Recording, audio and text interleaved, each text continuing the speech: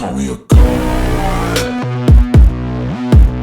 You call me a god. Hey this is Adarsh Ghanta. आइए बात करते हैं बिटकॉइन के बारे में। और दो ऐसे एल्टकॉइन्स हैं जिनको मैं करंटली बाय कर रहा हूँ अपकमिंग मंथ्स के लिए। तो बिटकॉइन की बात करें तो बिटकॉइन यहाँ से नीचे जा रहा था, ये ब्रेकडाउन हुआ था जो हमने लास्ट वीडियो में बात किया था। लेकिन हुआ क्या, ये ब्रेकडाउन होने के बाद बिटकॉइन नीचे तो गया पर यहाँ से बहुत ही वॉल्यूम के साथ ऊपर की तरफ ब्रेक किया और जितने लॉन्ग्स थे उनको लिक्विडेट कर दिया है। और अभी अगर आप देखो तो सारा पूरे क्रिप्टो मार्केट में बहुत अच्छी वॉल्यूम और बहुत अच्छा प्राइस एक्शन दिख रहा है हमें। पर्टिकुलरली अगर आप बिटकॉइन की बात करें तो बिटकॉइन ने अपना लोकल हाई जो था वो 24,200 के आसपास उसको ब्रेक कर दिया और अराउंड 25,000 तक चला गया था। एंड यहाँ पे वो कूल डाउन हो रहा है। हो सकता है कि यहाँ हमें एक फिर से साइडवेज एक्शन मिले, यहाँ से हो सकता है ये नीचे आए और इसी एरिया में घूमते रहें बिफोर इट ब्रेक्स आउट। तो मुझे लगता है और 2-3 महीने जो रहेंगे वो एल्टकॉइंस के रहेंगे। अगर आप देखो तो एल्टकॉइंस में ऑलरेडी बहुत वॉल्यूम है। अगर आप बिटकॉइन डोमिनेंस की बात करो तो डोमिनेंस भी ऊपर जा रहा है, लेकिन अगर आप देखो तो एल्टकॉइंस में कोई किसी भी तरह की डिप नहीं दिख रही है। एल्टकॉइंस पंप हो रहे हैं और सारे एल्टकॉइंस ऊपर की तरफ जा रहे हैं। तो डोमिनेंस का बहुत ज़्यादा इफेक्ट है नहीं, क्योंकि because I think one more reason why we think why we see these kind of pumps regularly, because अभी क्या एयर ड्रॉप्स चल रहा है। ब्लर टोकन का एयर ड्रॉप हुआ था कल।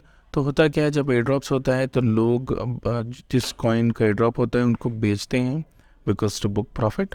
और बेचने के बाद वो 90% लोग उस मनी को विड्रॉ नहीं करते हैं, वो किसी और कॉइन्स में लगाना शुरू करते हैं।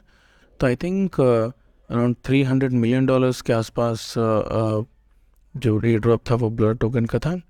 और अगर आप देखो तो बिटकॉइन पे बहुत अच्छा प्राइस एक्शन दिख रहा है। हमें इस तरह की प्राइस एक्शन देखने को मिलेगी मे बी अपकमिंग मंथ्स में, क्योंकि मुझे लगता है एल्टकॉइंस जो हैं वो बहुत देर से वेट कर रहे हैं एक अच्छे पंप लेने का, मेजरली जो लार्ज कैप एल्टकॉइंस हैं।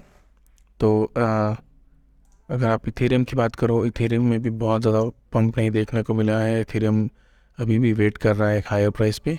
यहाँ पे हो सकता है कि इस तरह का प्राइस एक्शन हमें देखने को मिले और यहाँ पे 1750 का जो इसका रेजिस्टेंस है उसको क्रॉस करिए ऑलमोस्ट 2000 तक जाएगा। 2000 की यहाँ आ सकता है, तो ऑलमोस्ट 2000 पे हमें एक रेजिस्टेंस देखने को मिलेगा और वहाँ से हो सकता है हमें एक साइडवेज एक्शन या फिर नीचे की तरफ एक पुल देखने को मिले।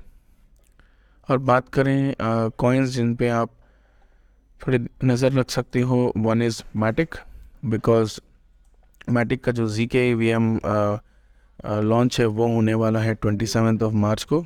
सो 27 मार्च को ZK EVM का लॉन्च होगा और ये बहुत ही बड़ा लॉन्च है because there are many projects which are still working on it और उनका फुल फ्लेज लॉन्च नहीं हुआ है।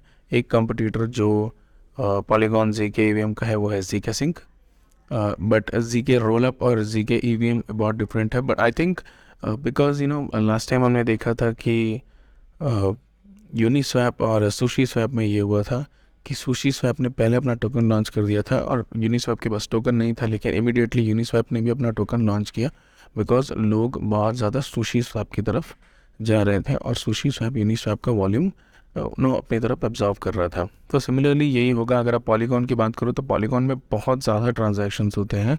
पॉलीगॉन टॉप 3 ब्लॉकचेन्स है जिसमें वॉल्यूम जनरेट होती है। तो जितना अगर ZK EVM एक बार लॉन्च हो जाएगा तो लोग जो ZK Sync यूज़ करते थे या अदर ऑप्टिमिस्टिक रोलअप यूज़ कर सकते वो ZK EVM यूज़ करना शुरू कर देंगे बिकॉज ऑफ जो टेक्नोलॉजी उन्हें दूसरी जगह मिल रही थी वो पॉलीगॉन पे मिलेगी। और जो ऐप्स आप इथेरियम पे करंटली यूज़ कर रहे हो वो सारे आप पॉलीगॉन ZK EVM पे यूज़ कर पाओगे।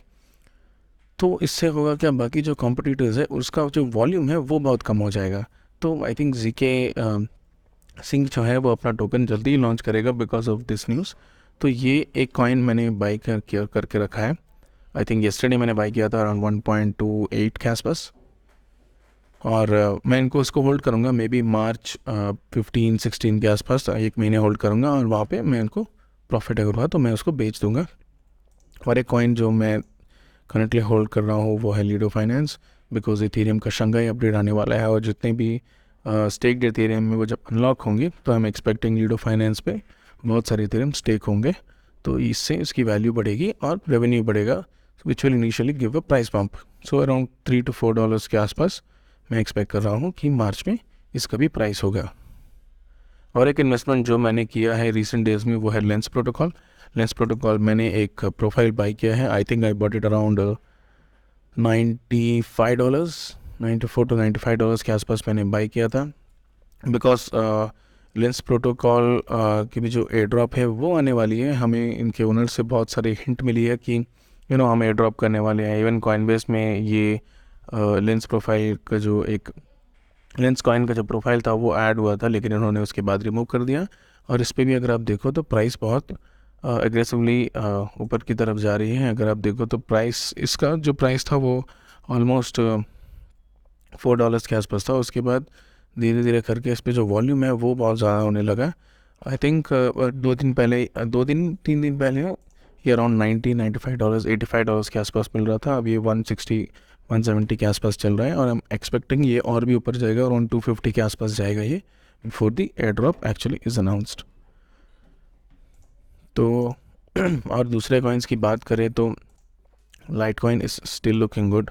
जो मेरा अल्टीमेट टारगेट है विच इज़ अराउंड 130, ये मुझे लगता है इजीली अचीव हो जाएगा विद इन अप्रैल।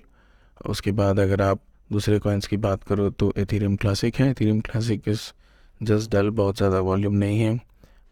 आप पोल्का डॉट देख सकते हो। पोल्का डॉट हो सकता है कि 7.5 या 7.6 के आसपास आ जाए, लेकिन पोल्का डॉट में भी हुआ क्या कि पोल्का डॉट की जो टेक्नोलॉजी है वो उतना एक्सपैंड नहीं कर पाई जिस तरह से इथेरियम एक्सपैंड नहीं करता। इथेरियम में क्या है, आपको बहुत इजी मिलता है। अगर आप इथेरियम यूज़ करना चाहो तो अपने मोबाइल में मेटामास्क डाल के आप इजीली उस वॉलेट से सारे ट्रांजैक्शंस और सारे एक्टिविटीज़ कर सकते हो। लेकिन पोल्का डॉट जो है वो थोड़ा कम्प्लेक्स है। अगर आप एक एक नॉन टेक्निकल बंदे को बोलोगे कि ईवीएम इथेरियम पे आप ज़्यादा कंफर्टेबल हो या पोल्का डॉट पे, तो वो इथेरियम चूज़ करेगा बिकॉज ऐप्स बहुत ईजी है यूज़ करने के लिए। So I think that will come in later future, but जब तक वो नहीं होता डॉट में हमें बहुत सारी बहुत ज़्यादा प्राइस पम्प देखने को नहीं मिलेगा। चेन लिंक अभी भी इस एरिया में फंसा हुआ है। जब चेन लिंक इससे निकलेगा then only will be able to see a good pump. अगर आप बात करें एल्गोरैंड की तो एल्गोरैंड यहाँ से नीचे तो गया, बस अब वापस इस रेजिस्टेंस को देख रहा हो सकता है हमें थोड़ा सा पुल बैक यहाँ पे देखने को मिले और फिर ये इवेंचुअली इसके ऊपर आ जाए। माना में ऑलरेडी बहुत पंप आ चुका है, सो आई थिंक इन कॉइन्स में अभी बहुत ज़्यादा पंप नहीं देखने को मिलेगा। अगर आप गाला की बात करो तो गाला एक बहुत अच्छी पोजीशन पे है। हो सकता है ये ऑल टाइम हाई फिर से अपना जो था लोकल ऑल टाइम हाई था वो अराउंड $0.06 के आसपास था, वहाँ तक के चले जाए।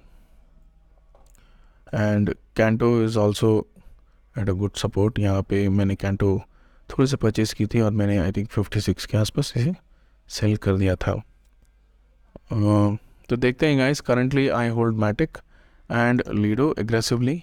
और हमारा जो पोर्टफोलियो हमने बनाया था वो अभी फ़िलहाल तो प्रॉफिट में है। ये अराउंड 10 to 12% लॉस में था 2 दिन पहले, but now I think the portfolio is up which is तो ये कॉइन्स है जिनको मैं होल्ड करता हूँ। मेरा पर्सनल पोर्टफोलियो अगर आप देखोगे तो पर्सनल पोर्टफोलियो में मैंने लुक्सेयर बाई किया था जो मैंने सेल कर दिया, गाला बाई किया था जो मैंने लॉस में सेल किया because I switch to Matic, और कैंटो भी बाई किया था जो मैंने सेल कर चुका हूँ। मैं थोड़ा एग्रेसिवली ट्रेड करता हूँ शॉर्ट टर्म कॉइन्स में जो है, तो that is why I am not sharing much कि अपने पर्सनल पोर्टफोलियो में उतना शेयर नहीं करता हूँ क्योंकि मैं एग्रेसिवली ट्रेड कर। अगर आप देखो तो गाला में मुझे 10% लॉस हुआ था, तो हो सकता है बहुत लोग इतने बड़े स्टॉप लॉस नहीं लें अराउंड $500 के आसपास, इसलिए मैं शेयर नहीं करता हूँ। इसलिए डिफ़ॉल्ट पोर्टफोलियो जो है ये हम कंटिन्यूसली ट्राई करेंगे देखने का। सो करंटली ये पोर्टफोलियो अराउंड 5% प्रॉफिट में है। Will see how it goes.